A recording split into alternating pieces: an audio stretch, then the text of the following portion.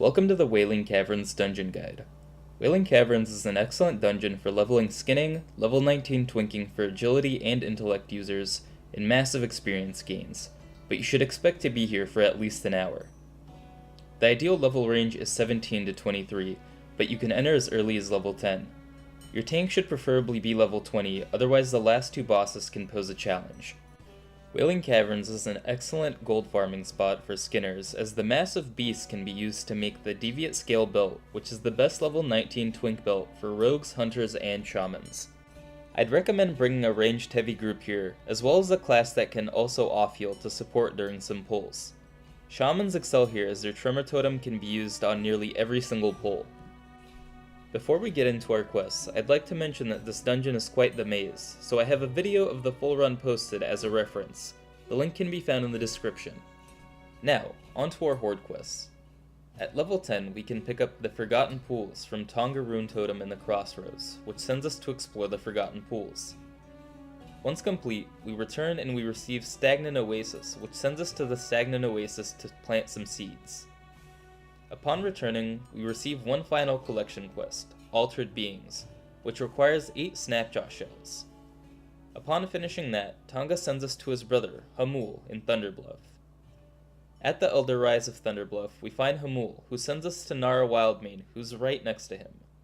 Nara gives us Leaders of the Fang, which requires a gem from each of the 4 humanoid bosses in the Wailing Caverns.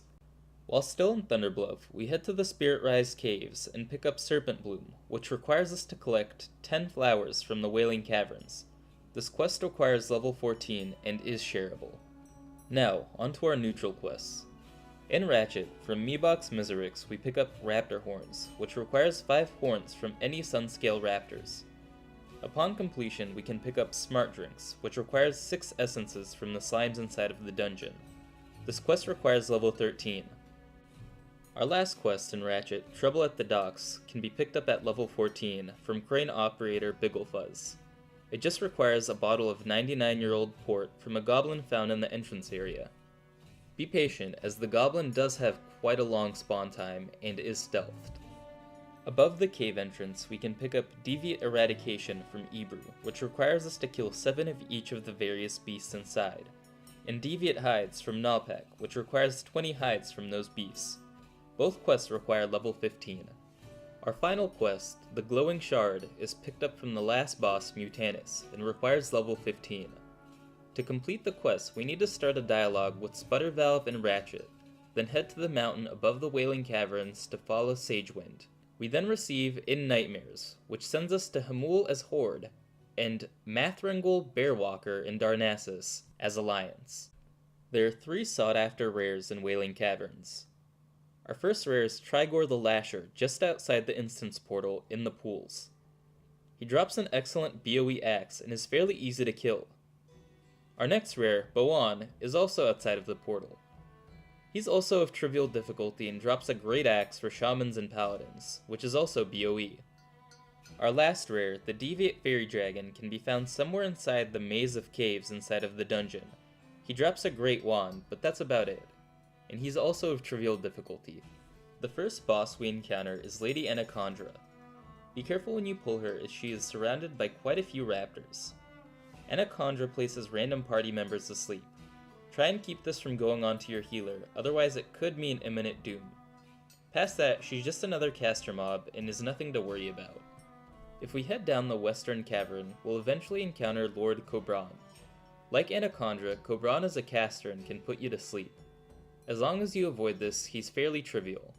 He transforms into a sneak at 20%, but that's nothing to really worry about. Moving on to our east cave, we encounter Kresh. Kresh does nothing. He's the dungeon's piñata. He has a small chance to drop a great tanking shield, but that's it. If you don't need him, feel free to skip him, as he's a neutral mob. Further in, we encounter Lord Peipus. Peipus is a bit stronger than his predecessors. On top of casting and putting people to sleep, he also heals. Try to interrupt this, but otherwise it's not too much of a bother. Peipus also thunderstomps. Casters should stay away to avoid the damage, but it can easily be healed through. Our next boss, Scum, is about as easy as Kresh. He casts a very weak chain lightning on random players, and that's it. Enjoy your free loot. Our final leader of the Fang, Lord Serpentis, sleeps, heals, and casts. Like the other members of the Fang, he's fairly easy as long as you manage the sleep. He can hit fairly hard, but it's nothing to really be worried about. Here's where things get difficult. Burden is a giant with a massive amount of health. He's incredibly resistant to nature damage, so avoid using nature spells. He also hits like a truck.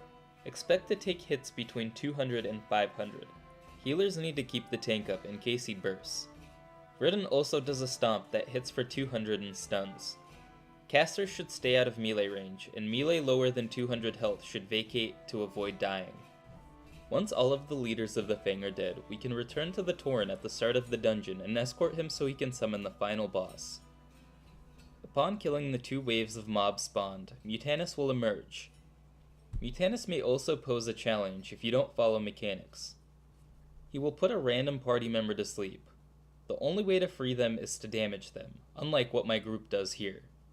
Mutanus will also fear a random player once in a while, but it's nothing to really worry about. Lastly, Mutanus thunderstomps quite often. Avoid being near him as this stuns for 2 seconds. Healers should try and keep their tanks up as they can easily be burst down. And that's about it. If you noticed, I did remake this video, as the last one wasn't quite up to the standard of quality I set for myself. As always, thank you for watching, and have a great day.